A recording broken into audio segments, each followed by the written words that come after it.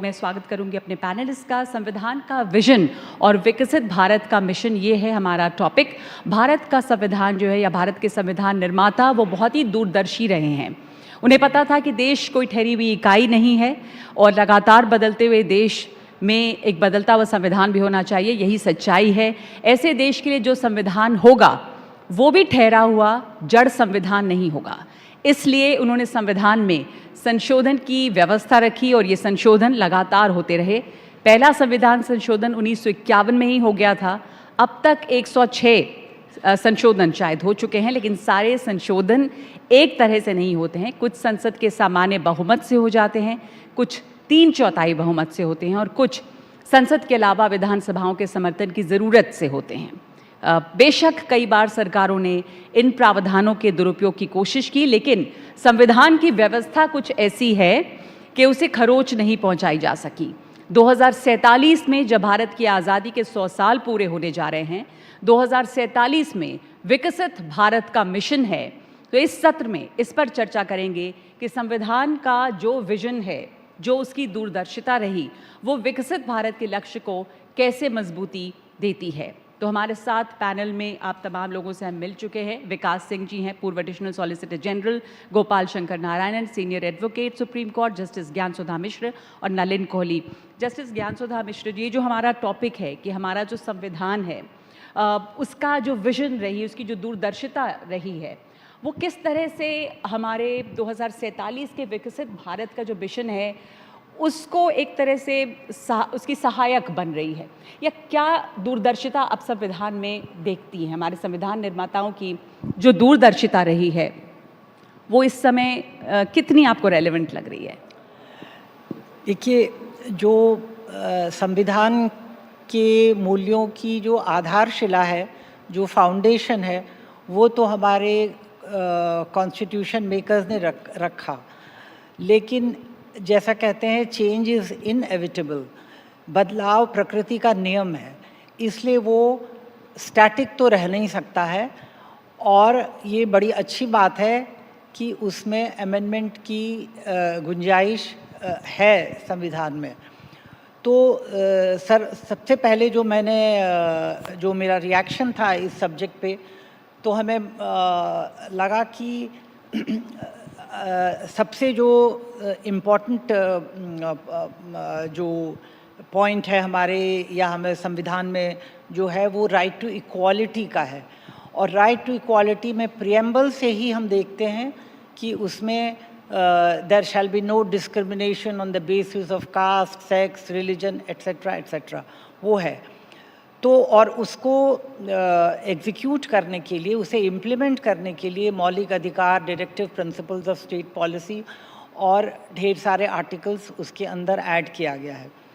लेकिन बात वहीं ख़त्म नहीं हो जाती है।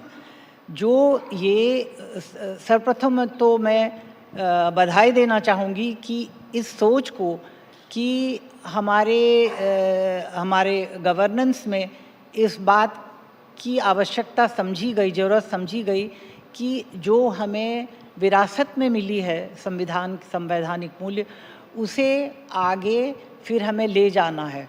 और उसी क्रम में महिलाओं के अधिकार को बढ़ाने के लिए विमेंस रिजर्वेशन बिल की परिकल्पना की गई और वो संविधान में आया है।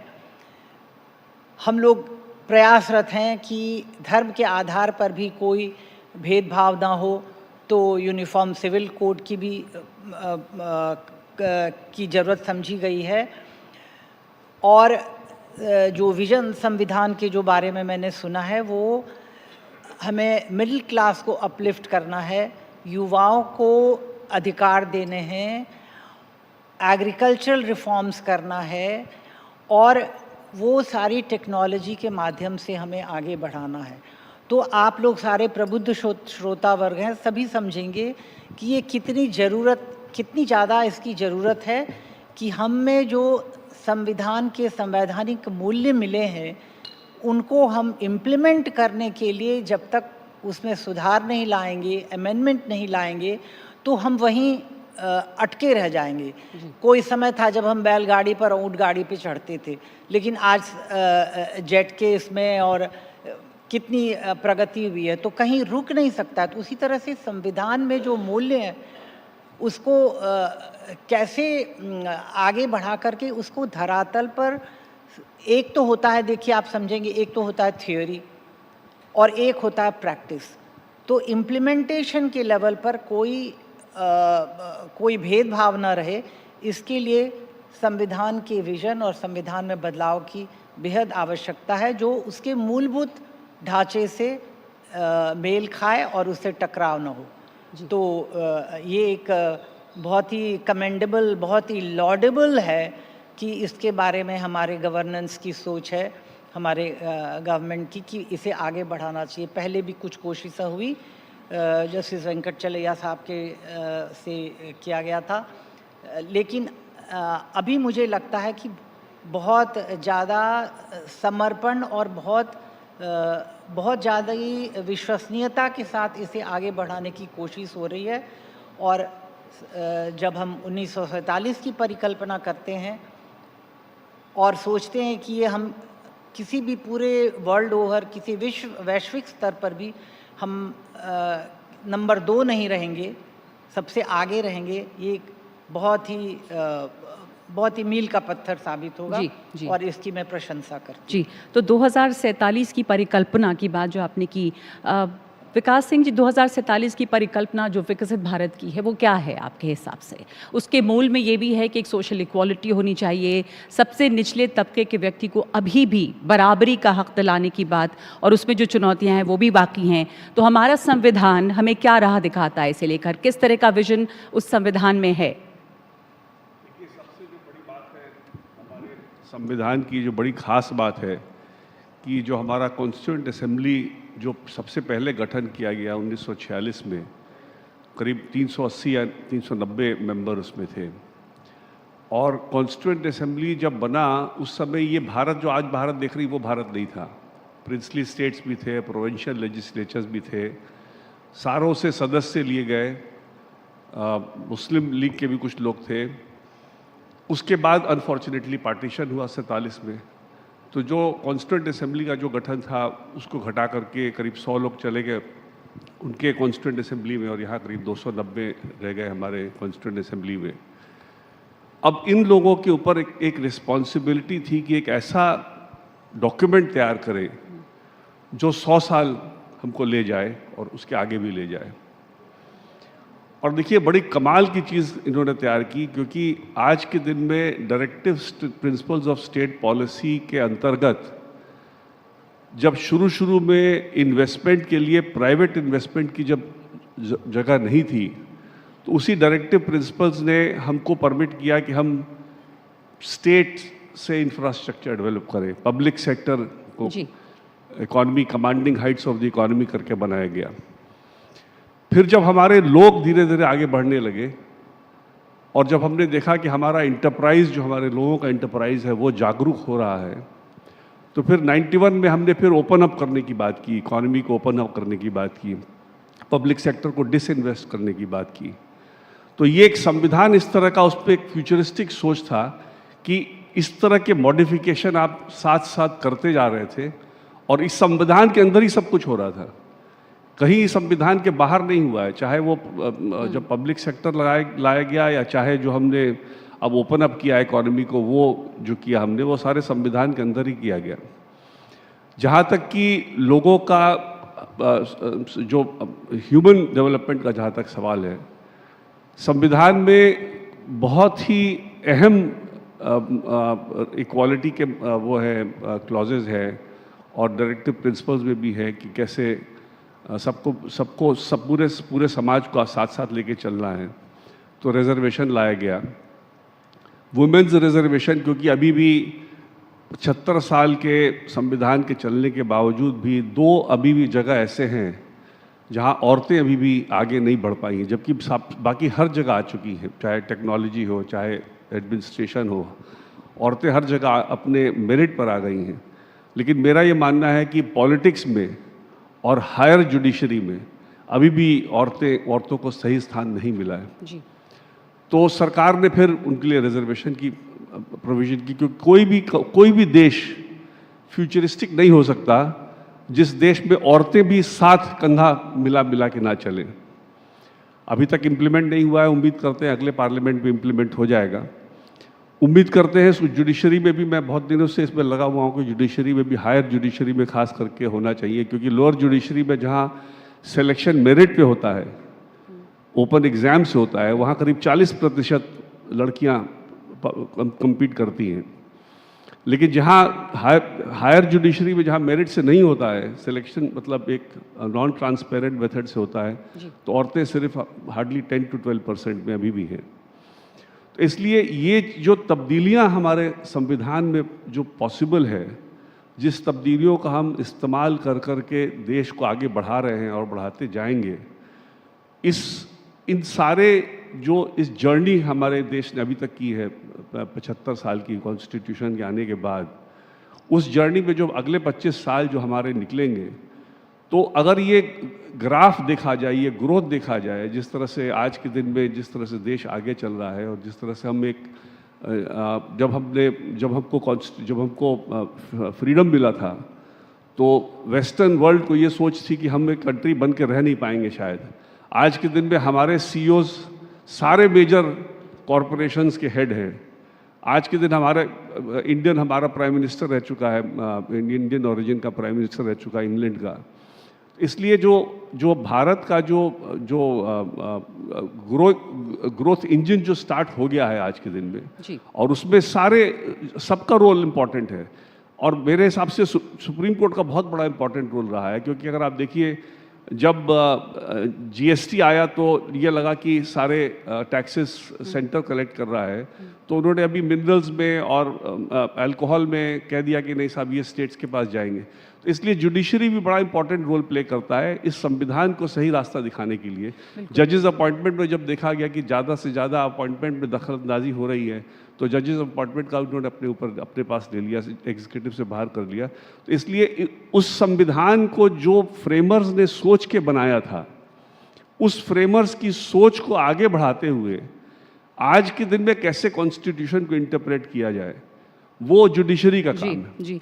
इसलिए मेरे हिसाब से जो हमारा जो जर्नी है 47 में भी, मेरे हिसाब से we are looking to a very bright future for this country in the बिल्कुल। डेज। अभी कुछ ही देर पहले जब यहाँ पे पूर्व चीफ जस्टिस DY चंद्रचूड़ थे, तो उन्होंने एक बार फिर से इस बात पर जोर दिया था कि कैसे संविधान हमारा जो है वो एक प्रगतिशील डॉक्यूमेंट है और कोई भी पीढ़ी इस पे दावा नहीं कर सकती है, उसका एकाधिकार नहीं है कि उसने ही सबसे अच्छा उसको इंटरप्रेट किया।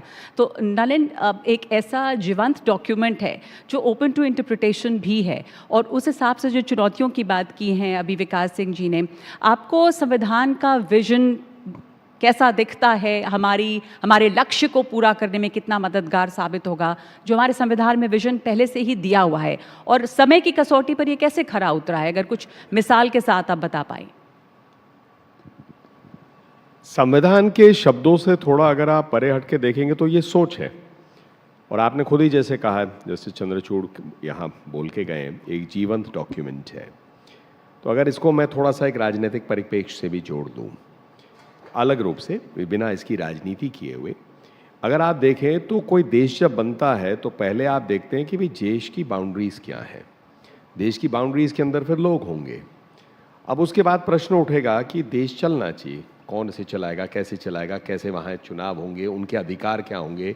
तो वहाँ पर फिर सेपरेशन ऑफ पावर्स की डॉक्ट्रिन की बात होती है। भाई एक न्यायपालिका होगी जो इन सब चीज़ों को देखेगी, लेकिन वैसे जो है विधान पालिका हो गए और जो एडमिनिस्ट्रेशन है वो हो गया।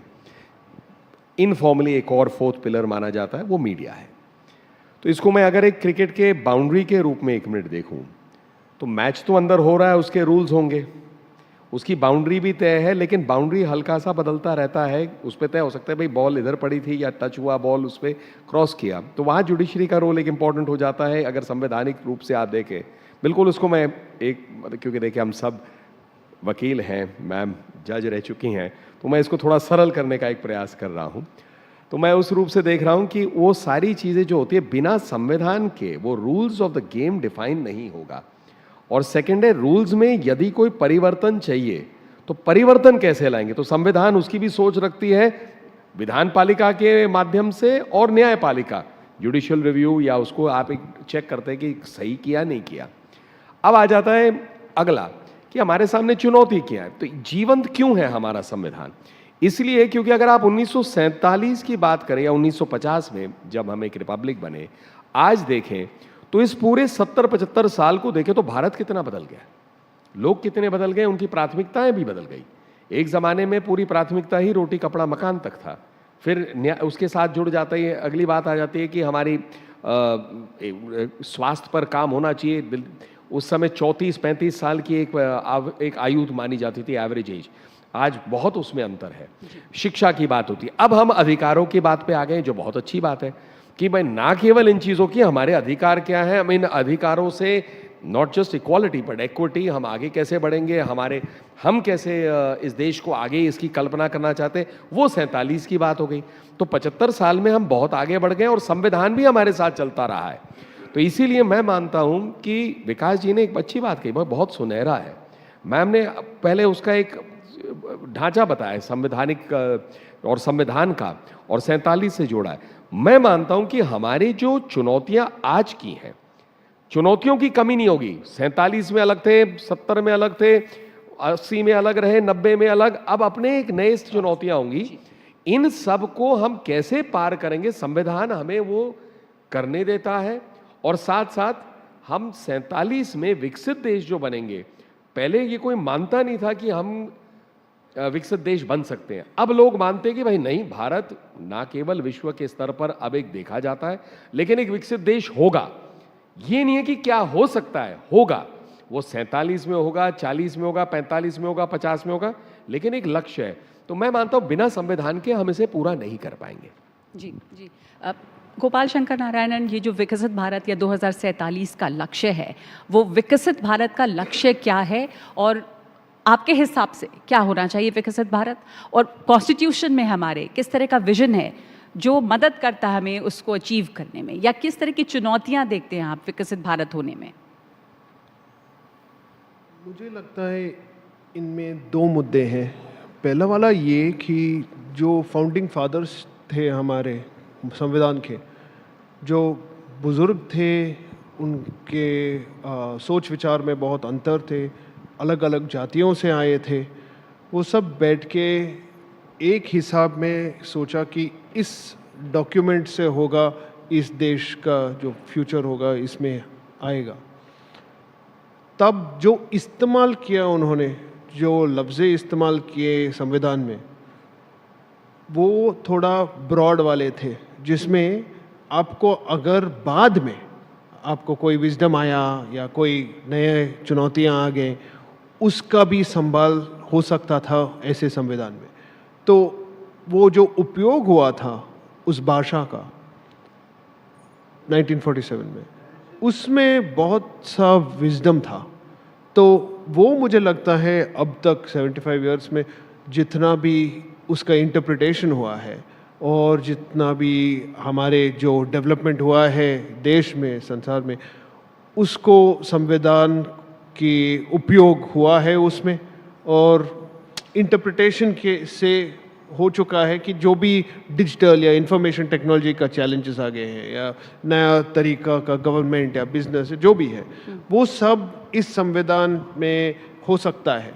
इस संविधान को बदलने की ज़रूरत नहीं है, नया संविधान ले आने की ज़रूरत नहीं है।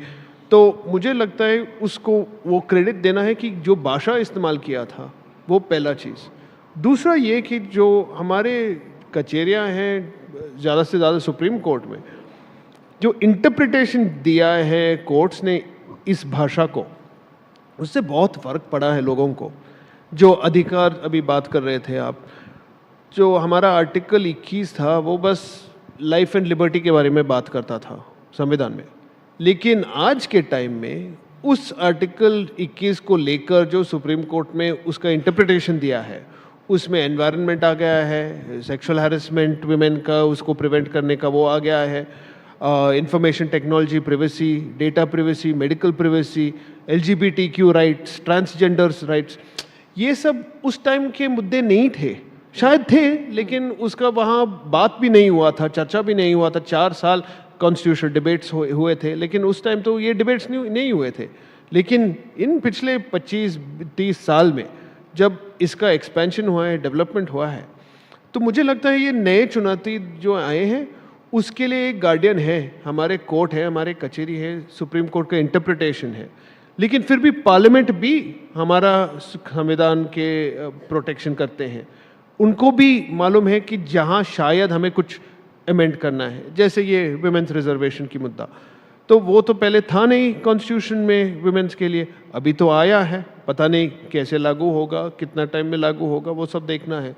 लेकिन मुझे लगता है कि अगर इस 75 इयर्स में ये दोनों चीज़ों के साथ हम अभी तक आए हैं तो और 75 200 साल हो सकता है। बिल्कुल, तो यानी आप ये कह रहे हैं कि जो चुनौतियां हमारे सामने नई नई आ रही हैं, आपसे मैं इस पर थोड़ा सा और समझना चाहूँगी। जैसे आपने एनवायरनमेंट की बात की, और आज के दिन में दिल्ली में हम हैं जहाँ पर AQI कभी सिवियर कभी वेरी पुअर कैटेगरी में फ्लक्चुएट करता रहता है, और तब सुप्रीम कोर्ट में ही ये कहा गया कि जो सांस लेने का अधिकार है साफ हवा में, वो हमारा मौलिक अधिकार है। तो देखिए कि फंडामेंटल राइट्स किस तरह से बदली। Right to breathe clean air is a fundamental right. तो हमारे संविधान में इसकी भी गुंजाइश छोड़ी गई, ये भी विजन था कि इसको इनकॉर्पोरेट किया जा सके। शायद मुझे मालूम नहीं है कि ये या कोई विजन टकराव लगता है अभी इसमें भी, इस फंडामेंटल राइट को सिटीजन्स को देने में? हाँ जी, मैं ये कह रहा हूँ कि ये पहले लिखा नहीं था। अभी भी आप संविधान उठा के पढ़ेंगे तो उसमें कहीं लिखा नहीं है कि आपको राइट टू क्लीन एयर है या राइट टू पानी है, वो लिखा नहीं है। लेकिन इंटरप्रिटेशन से हुआ है कि ये होगा।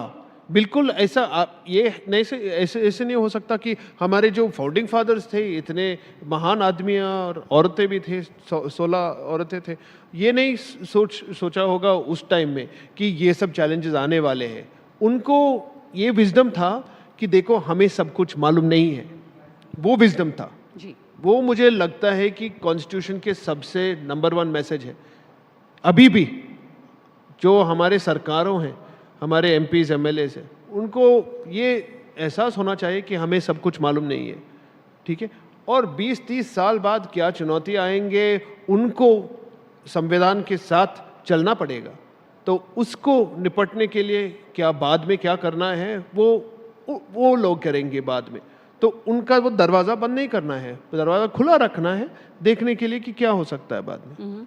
जैसे कि एनवायरनमेंट की बात है नालिन, इसी साथ साथ एक और बात है, वो हम अब डिजिटल एज में हैं, और जब हम 2047 की बात करते हैं तो एक मुकम्मल डिजिटल युग एक तरह से होगा, इसकी बात करते हैं। और इसमें एक नई चुनौतियाँ आती हैं उसको लेके, चाहे वो डेटा प्राइवेसी की बात हो, चाहे वो निजता का अधिकार हो, जिस पर भी काफ़ी बहस छिड़ी। संविधान में इसके प्रावधान और संविधान में इसका जो विजन है, क्योंकि उस वक्त की चुनौतियाँ अलग थी। आपने कहा रोजी रोटी कपड़ा मकान, ये मूलभूत सुविधाओं की हम बात करते थे, पर अब एक अलग किस्म की चुनौतियाँ हैं जिसके लिए सिटीजन्स की तरफ से एक मांग भी अलग है।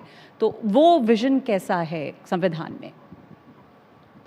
गोपाल जो अभी कह रहे थे, और उन्होंने जो उसी को हम आगे बढ़ाए कि right to life and liberty पे जो अनुच्छेद 21 है, उसमें कहीं पर पर्यावरण शब्द का प्रयोग नहीं है। यहीं पर कोर्ट का, सुप्रीम कोर्ट खास रूप से उन्होंने रीड इनटू किया है ना कि भाई जब आप जीवन की बात कर रहे हैं तो जीवन के लिए पर्यावरण भी तो अनिवार्य है।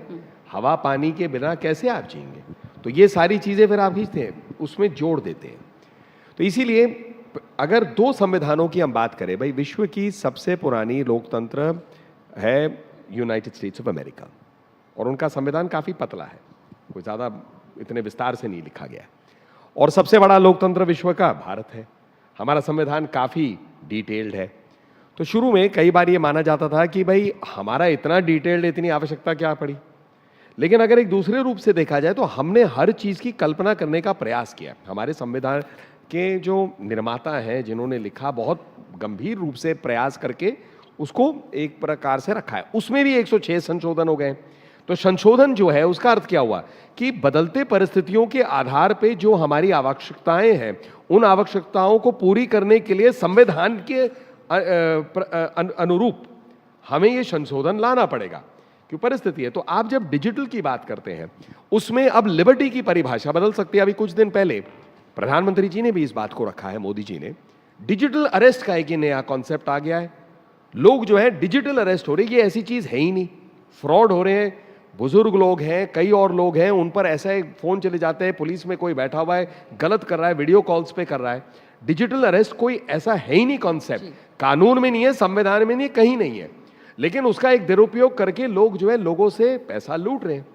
तो अब इसकी एक चुनौती आती है, हो सकता है इसमें कोई कानून आ जाए, हो सकता है इसकी कोई एक स्पेसिफिक का कुछ आ जाए, तो ये आवश्यकताएं आती हैं। तो समय जब बदलता है, टेक्नोलॉजी जब आती है, लोग जब हैं वो उनके प्राथमिकताएं बदलती हैं, लोग की सोच बदलती हैं, तो वो क्या है, नई परिस्थितियों को उत्पन्न करती हैं। उन नई परिस्थितियों में बदलाव की जरूरत है। और मैं मानता हूं हमारा संविधान इतना जीवंत है कि अपने आप में भी बहुत ऐसे परिस्थितियों को वो डील कर सकती है जहां जुडिशियल इंटरफेरेंस पॉजिटिव सेंस में अगर यूज करूं, जुडिशियल इंटरप्रिटेशन के आधार पे वो हो जाता है। तो मैं बहुत, और जहां नहीं है तो फिर विधान पालिका जो है सर्वसम्मति से या सोच के या विचार विमर्श के आधार पे वो बदलाव ले आते हैं। जी जी, जस्टिस ज्ञानसुधा मिश्रा, सुबह के सत्र की मैं फिर से एक बार जिक्र करूंगी। जस्टिस चंद्रचूड़ ने यहाँ पर ये बात कही थी कि किसी भी या हम किसी को भी ये नहीं मानना चाहिए कि हम सबसे अधिक जानते हैं, हमसे आगे जो आने वाले हैं वो हमसे बेहतर काम करेंगे। अगर हम ये याद रखें तो यही एक मूल बात है जो हमें मानवता में विश्वास भी दिलाती है। तो हमारे संविधान का जो स्पिरिट है कुछ इस तरह का है कि उस वक्त जो एक लैंग्वेज, जिस तरह की भाषा का इस्तेमाल किया गया और जो उसके विचार हैं, उसमें इतनी गुंजाइश रखी गई कि आने वाले समय में जो नई नई चुनौतियाँ उभर रही हैं उसका भी समाधान उसी संविधान के रास्ते निकले।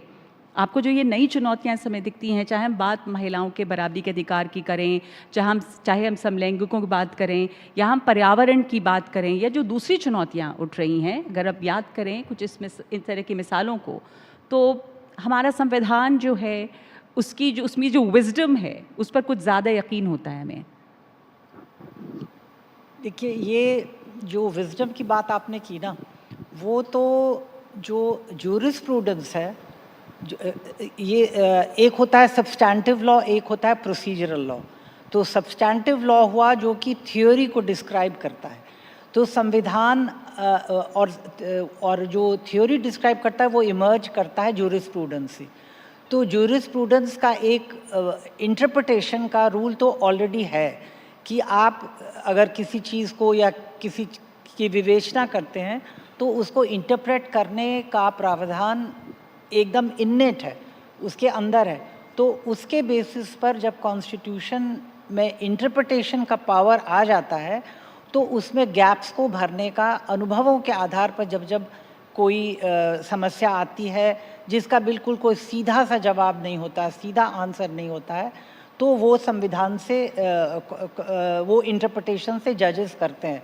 लेकिन कई बार क्या होता है कि मुंडे मुंडे मतिर भिन्ना जिसको कहते हैं, मुंड मुंड से अलग अलग विचार निकलते हैं। तो जब जजेस भी जब चेयर पर होते हैं तो हमें लगता है कि डिस्क्रीटली शायद उनको कहीं लगता है कि मैं सबसे ज़्यादा सही हूँ, और वो इसलिए नहीं होता है, उनकी वैनिटी ऑफ नॉलेज नहीं है, वो उसमें विश्वास करते हैं कि मैं मेरे तर्क के आधार पर, मेरी बुद्धि और विवेक के आधार पर यही सबसे सही है। इसीलिए तरह तरह की जजमेंट भी आते हैं और उसमें डिफरेंस ऑफ ओपिनियन भी आता है। तो वो एक हेल्दी ट्रेंड है, उसमें कोई नेगेटिविटी नहीं है। तो ये तो सही है कि कोई एक जनरेशन ये नहीं कह सकती है कि हमने सबसे बढ़िया काम किया, लेकिन हम लोग ओथ भी यही लेते हैं, to the best of our ability. तो अपनी विवेक और सोच के हिसाब से जो सबसे सही समझते हैं वो, और उसमें चेक्स एंड बैलेंसेस और उसमें से इमर्ज करके संविधान को की व्याख्या करते हैं। पर एक चीज़ जो मैं थोड़ा साफ करना चाहूँगी, एक तो है तो संविधान जो है हमें दिशा दिखाता है, लेकिन और वो सब्सटैंटिव पार्ट हुआ जो जूरिस्प्रूडेंस के बेसिस पर है। पर जब हम उसको इम्प्लीमेंट करते हैं तो जो प्रोसीजरल लॉज हैं, वो जो एक्ट, तरह तरह के एक्ट होते हैं जो उनको इम्प्लीमेंट करने के लिए, जो हमारी बेसिक राइट्स को एग्जीक्यूट करने के लिए, उसको व्यावहारिक तौर पर लाने के लिए वो एक्ट्स होते हैं। तो वो एक सप्लीमेंट होते हैं जो हमारे कॉन्स्टिट्यूशनल राइट्स को इम्प्लीमेंट करने के टूल्स हैं। तो वो एक अलग चीज़ है। तो इसलिए उसको इस बात को समझना ज़रूरी है कि कॉन्स्टिट्यूशन तो एक, आपको जैसे मैंने कहा कि एक आधारशिला रखती है, लेकिन जो एक्ट्स हैं अलग अलग। अब मान लीजिए फूड अडल्ट्रेशन एक्ट है, या ABCD कोई भी डिजिटल से ही इंफॉर्मेशन टेक्नोलॉजी एक्ट है। तो मैं थोड़ा जल्दी बता रही हूँ कि इतने सारे जो एक्ट होते हैं ना, वो इम्प्लीमेंट करते हैं जो हमारे बेसिक राइट है। अब जैसे उन्होंने कहा कि जो हमारे राइट टू लाइफ से, जैसे आपने भी उनको एक प्रश्न पूछा कि मतलब right to breathe fresh air वो हमारा कॉन्स्टिट्यूशनल राइट है कि नहीं है। कॉन्स्टिट्यूशनल राइट तो है, तो राइट टू लाइफ है, राइट टू लाइफ है और राइट टू लिबर्टी है। इसके बेसिस पर जो भी चीज़ें उसके अंदर आती हैं उसको व्याख्या करके हम कह सकते हैं कि हाँ ये मेरा कॉन्स्टिट्यूशनल राइट है। और जैसे जैसे समस्याएं आती हैं कोर्ट के आगे आती है, उसकी व्याख्या होती है और लॉ का डेवलपमेंट होता है। तो इस तरह से हमारा कॉन्स्टिट्यूशन तो मतलब हमें उसमें बदलाव से ज़्यादा उसको सप्लीमेंट की ज़रूरत है मेरे ख्याल में। जब और क्योंकि अब इंफॉर्मेशन टेक्नोलॉजी तो हमारे उस ज़माने में तो नहीं था ना, कोई सोच भी नहीं सकता था। तो जैसे जैसे टेक्नोलॉजी डेवलप करेगी, जैसे जैसे समस्याएं आएंगी, लेकिन क्या पता मुझे मौका मिले कि ना मिले। आज मैं ये कहना चाहती हूँ कि जो हमारे भावनात्मक एक जो कहते हैं ना, जैसे महिलाओं के इसमें, तो मैं सोचती हूँ एक होता है मटेरियल वायलेंस, एक होता है इमोशनल वायलेंस और एक होता है फिज़िकल वायलेंस। तो जो फिज़िकल वायलेंस है, मटेरियल वायलेंस है, उसको तो एक्ट उसका रास्ता निकाल देती है। पर जो ये इमोशनल वायलेंस है, जो इमोशन में है कि स्त्रियां महिलाएं तो नंबर 2 हैं, ये नंबर 2 कब जाएगा? ये नंबर 2 जो है ये इमोशनल, जैसे महिलाएं उनको मन रखने के लिए तो कहते हैं वो नंबर 1 है, नंबर 1 है, लेकिन मन में क्या हम उसको सही तौर पर सच में नंबर 1 मानते हैं क्या? तो ये मैंने एक उदाहरण दिया कि इमोशनल जो है वो संविधान में इमोशनल वायलेंस कैसे चेक किया जाएगा, ये एक बहुत ही यक्ष प्रश्न है। हम सब मिल करके उसका भी ज़रूर रास्ता निकालेंगे। बिल्कुल, महिलाओं के प्रति तमाम जो अपराध हैं और जितने अपराध होते हैं उनको किस तरह से कम किया जाए, किस तरह से रोका जाए, इसके लिए हमने तमाम कानून बनाए, कानूनों में बदलाव लाए। जब निर्भया कानून की बात हुई उसमें देखिए, लेकिन इसके बावजूद जो अपराध हैं वो रुके नहीं हैं। और आपने इमोशनल उसकी बात की, जो वो क्राइम है उसको कैसे कंट्रोल किया जाए, ये एक बड़ी चुनौती अभी भी बचती है। और किस तरह का व्याख्यान संविधान में है, क्या संविधान से इसका भी कोई रास्ता निकलता है, ये एक प्रश्न है जो आज आपने खड़ा किया है सोचने के लिए। वक्त हमारे पास कम है। विकास सिंह जी, बस आपसे एक और सवाल पूछना चाहूँगी, और अगर आप लोग उसमें अपना आखिरी कमेंट जोड़ना चाहें कि बदलती हुई पीढ़ियों के लिए जो संविधान की प्रासंगिकता है, सामाजिक प्रासंगिकता बदली है तो पीढ़ियों के लिए संविधान की प्रासंगिकता भी बदली है। किस तरह संविधान खरा उतरा है अपनी प्रासंगिकता को बनाए रखने में, और जो 2047 का विजन है उसके लिए कितना प्रासंगिक है तमाम प्रावधान जो हैं संविधान में? देखिए, मेरे हिसाब से जिस तरह से संविधान 75 साल जो चला है आज इस देश में, और जिस तरह से सुप्रीम कोर्ट ने जहां जब भी चुनौती आई है संविधान के चलने में या संविधान के समझने में, और सुप्रीम कोर्ट ने जिस तरह से इंटरप्रेट किया है इस संविधान को, तो जो जैसे नलिन जी ने बात की बाउंड्रीज़ की, अब बहुत से बार आप देखेंगे एग्जीक्यूटिव के फील्ड में सुप्रीम कोर्ट चला जाता है, एक तरह से बाउंड्री का उल्लंघन होता है। उसी तरह से कई बार एक दूसरे के जब फील्ड में जब उल्लंघन करते हैं तो अल्टीमेट आर्बिटर सुप्रीम कोर्ट ही हो जाता है, और सुप्रीम कोर्ट ही अल्टीमेटली संविधान को सही दिशा में रखने का उसके ऊपर उत्तरदायित्व है। और सुप्रीम कोर्ट ने जब जब ये चुनौती उठी है इसको सही दिशा दिखाने की, तो चाहे आर्टिकल 142 का प्रयोग करना पड़े या सिंपली इंटरप्रिटेशन से, हमेशा बाय एंड लार्ज सही किया है। मैं नहीं कहूँगा हमेशा सही किया, बट बाय एंड लार्ज सही किया है। इसलिए जो आज की जो पीढ़ी है, जो युवा हैं, इनको एक सही मार्ग पे रखने में हमारे जुडिशरी का बड़ा इम्पोर्टेंट रोल रहा है, और जुडिशरी का इंटरप्रिटेशन का बड़ा इम्पोर्टेंट रोल रहा है। क्योंकि अगर हम देखें, कभी भी जब समाज में कभी भी कोई तनाव आता है या कोई समाज में कोई भी ऐसे चीज़ आते हैं जो हमारा दिल कहता है कि गलत हो रहा है, उसको ठीक करने का काम अनफॉर्चुनेटली या तो पार्लियामेंट का है, और पार्लियामेंट ना करे, जैसा कि अभी कुरैशी जी पिछले सेशन में बता रहे थे कि 40% तो उसमें क्रिमिनल्स ही आ गए हैं, तो क्या उनसे आप एक्सपेक्ट करेंगे कितना बढ़िया कानून बनाएंगे ना बनाएंगे? तो वो फिर उत्तरदायित्व जुडिशरी पर आ जाता है। और आज के दिन में जो खास करके क्रिमिनलाइजेशन इन पॉलिटिक्स है, आज ज़रूर एक टाइम आएगा जब सुप्रीम कोर्ट को जब थक करके देखेंगे, ये तो करने वाले हैं नहीं क्योंकि इनमें तो ऑलरेडी इतने ज़्यादा आ गए हैं कि सुप्रीम कोर्ट ही कुछ ना कुछ इन पर अंकुश लगाएगा। और ऐसे PILs चल रहे हैं जो कि अगर क्रिमिनल्स को हम लोग बाहर रख सकें पॉलिटिक्स में, मेन स्ट्रीम पॉलिटिक्स में, खास करके जैसे बता रहे थे सीरियस एलिगेशंस वाले, रेप, मर्डर, डेकोइटी वाले एलिगेशंस, अगर लोग पार्लियामेंट में घुस रहे हैं तो ये डेफिनेटली हमारे कॉन्स्टिट्यूशन मेकर्स ने कभी नहीं सोचा था कि इस तरह की। इनफैक्ट अम्बेडकर जी ने अपने क्लोजिंग कमेंट में कहा कि मेरे को इस बात का खेद है कि मैंने लेजिस्लेटर के लिए कोई क्वालिफिकेशन नहीं रखा है, और क्वालिफिकेशन के साथ साथ उनको डिसक्वालिफिकेशन भी रखना होता है। जैसे आप एक किरानी की नौकरी नहीं मिल सकती अगर आपके ऊपर कोई केस, क्रिमिनल केस चल रहा हो, और आप पार्लियामेंटेरियन बन सकते हैं, मंत्री भी बन सकते हैं क्रिमिनल केस के बावजूद। तो इसलिए कहीं ना कहीं एक ऐसा हमारे कॉन्स्टिट्यूशन जो ओरिजिनल बना, उसमें कहीं ना कहीं हमारे एक्सपीरियंस से समझ में आता है कि कुछ कमी रह गई है जिसको कि शायद जुडिशरी ही पूरा करेगी in the days to come. जी जी, नलिन जी, इस पर आप अपनी प्रतिक्रिया देना चाहेंगे कि उस वक्त की जो लिव्ड रियलिटी थी, वो उस वक्त ये परिकल्पना नहीं की गई थी कि इस तरह की भी हमारे लेजिस्लेटर्स हो सकते हैं, लेकिन अभी जो ये सच्चाई है इसको सुधारने की गुंजाइश या रास्ता भी संविधान मैं से दो निकलेगा। चीज़ें कहना चाहूँगा। नहीं, देखिए, विकास जी ने बिल्कुल सही उठाया, ये पहले भी विषय उठा है। क्रिमिनलाइजेशन ऑफ पॉलिटिक्स एक गंभीर विषय है, इसमें दो राय नहीं है। कुछ विधान पालिका ने कुछ कानून और संशोधन के आधार पर कुछ करने का प्रयास किया है, लेकिन इसके दो पहलू। पहला सही है, इस पर बिल्कुल कोई दो राय नहीं है कि क्रिमिनलाइजेशन को प्रिवेंट करना है, क्योंकि उससे क्या है, जो अगर एक क्रिमिनल एलिमेंट वाकई आ जाता है लेजिस्लेटिव प्रोसेस में, एग्जीक्यूटिव प्रोसेस में, तो जो मूल अधिकारों की हम बात कर रहे हैं, क्यों, सरकार है जनता के लिए, सेवा के लिए, और इसीलिए उस पॉइंट में कैसे वो अप्लाई होगा, तो ये एक बड़ा गंभीर विषय है। इसका एक दूसरा पहलू है, वो है पुलिस रिफॉर्म, और लंबी एक चर्चा रही है कई दशकों से, क्योंकि पुलिस को अगर आप रिफॉर्म नहीं करते in terms of control and independence, and then judicial जो मतलब पेंडेंसी है केसेस का, ये उसके दूसरे पहलू हैं। अब क्यों मैंने पुलिस रिफॉर्म कहा, गलत केस भी होते हैं, इसको हमें स्वीकारना पड़ेगा, और अच्छे कानून जिनका कोई राजनीति से लेना देना नहीं है, उनका दुरुपयोग पे कोर्ट्स भी बार बार कह रहे हैं।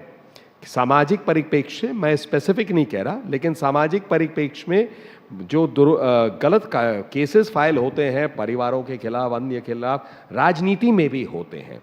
तो इसलिए कहा एक ये पहलू भी, तो इसलिए सोच की भी ज़रूरत है, कार्य की भी ज़रूरत है, प्रोटेक्शन की भी ज़रूरत है। और आखिरी बात मैं कहना चाहूँगा, देखिए, समाज में अंततः कानून ज़रूर बनेंगे और फिर कोर्ट्स कानून को लागू करेंगे, लेकिन क्राइम ना हो वो भी तो उतना ही इंपॉर्टेंट है। जैसे रेप को ही हम ले लें, सारे कानून बने पोस्ट एक्ट, मेन इशू होना चाहिए कि रेप ही नहीं होना चाहिए ना। तो वही अगर आप क्योंकि रेप अगर हो रहा है तो उसके कारण पे भी जाना पड़ेगा और उसको रोकने की जरूरत, ये तो समाज से भी आएगा। कानून चाहिए, मैं ये नहीं कह रहा कानून नहीं होने चाहिए, लेकिन दैट्स पोस्ट एक्ट, क्योंकि उस इंसिडेंट के बाद एक महिला, एक परिवार, कई चीजें ध्वस्त हो गई हैं, बर्बाद हो गई।